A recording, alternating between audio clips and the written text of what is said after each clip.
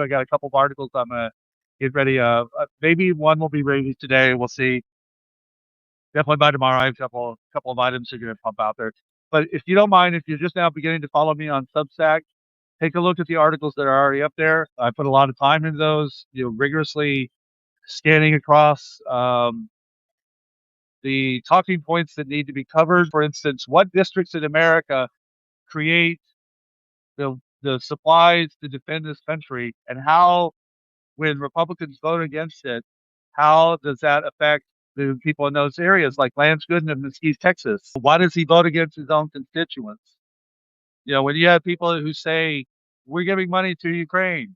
No, I mean, some, yes, it keeps the country from collapsing on a certain level, but the majority of money stays in America, employing Americans. Why don't Republicans tell you this? Because I looked at the districts. I look at that article that I posted. Also, when you see Steve Witkoff is in Russia talking to Vladimir Putin, um, you know, what legal right does he have to do so? None.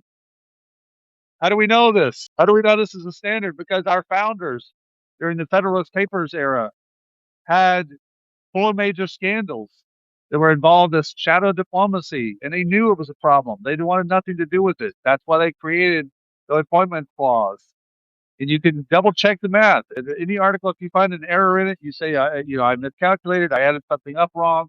Let me know. I will work on the correction of it.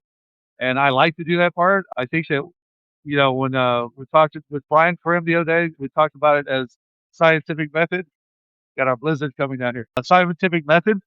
Scientific method's key ingredient is it's a repeatable phenomenon. Person making a claim that hands it off to another scientist that cannot recreate it might as well have never made the claim. So news should be something that, when hit hard, holds up.